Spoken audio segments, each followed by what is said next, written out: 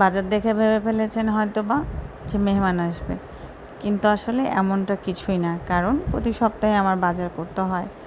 আর আমি যেহেতু এসব বাজার করতে পারি না, তাই আমার বর আমাকে বাজারগুলো করে দেয়। এক সপ্তাহের বাজার আমাকে করে দেয়, সেটা দিয়ে আমাকে চলতে হয়। আসসালামু আলাইকুম, সবাই কেমন আছেন? আল্লাহর অশেষ রহমতে আমি খুব ভালো আছি।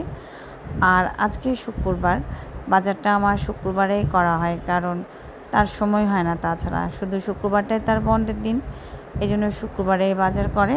আর এই বাজারে আমি পুরো সপ্তাহ চলি। প্রতি সপ্তাহে এমনভাবে আমাকে বাজার করে এনে দেয় আমার বর, আর আমি এমনটাভাবে চলি। আর টুকটাক যে মাছ বা এমনি তরি তরকারি সবজি যেটা লাগে, সেটা আমার বাড়ির পাশেই একটা বউ বাজার বসে, সেখান থেকে আমার কার্টুন আমাকে এনে দেয়। আর আমার কার্টুন তো আসে, এটা সেটা যেটা লাগে সেটা ওই আমাকে করে এনে দেয়। তার জন্য আমার অতটা টেনশন হয় না।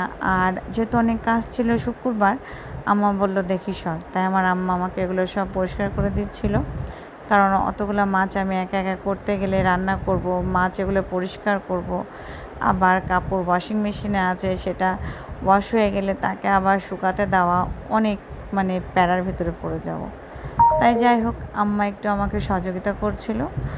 আর আমি এদিকে রান্না চাপানোর জন্য আম্মাকে বললাম, আমাকে একটু গোশ আছে পাশের বালতিতে, গোশটা একটু ধুয়ে দাও, আর কিছু ইলিশ মাছ আর চিংড়ি মাছ পরিষ্কার করে দাও।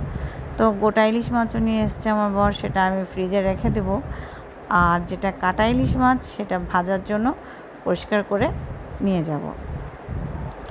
আর এই মাছগুলো এখন আমি সব পরিষ্কার করে সুন্দর করে এক একটা বক্সে রাখবো, দিয়ে আমি ফ্রিজে রেখে দেবো। আর এই যে গোশ নিয়ে আমি এখন রান্নাতে চলে যাব। এই গোশটা আমি আগে থেকেই পরিষ্কার করে সুন্দর করে পলি করে রেখে দেই, কারণ রান্নার সময় যেন আমার তাড়াহুড়োটা না লাগে। আর এই যে আমার বাচ্চার খাবার মায়েশাদের, সে খাবারটা আমি চাপিয়ে দিয়েছি। এক চুলাতে মায়েশাদের আর এক চুলাতে আমাদের রান্না আমি চাপিয়ে দিয়েছি। আর বাজারে প্রত্যেকটা জিনিসেরই অনেক দাম। আমি আমার বরকে জিজ্ঞাসা করছিলাম মাছগুলোর দাম কেমন কি, সে বলছিল এগুলো নদীর মাছ, এগুলোর দাম অনেক বেশি।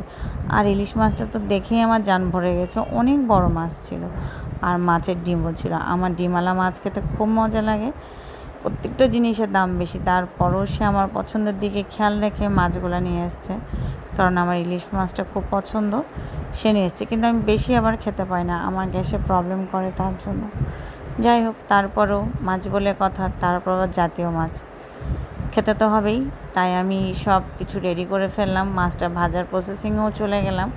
আর বাকি যে মাছগুলো ছিল, আমার আম্মা একটু একটু করে পরিষ্কার করছিল, আমাকে বক্সে ভরে দিচ্ছিল, আমি সেটা রাখার জন্য রেডি করছিলাম।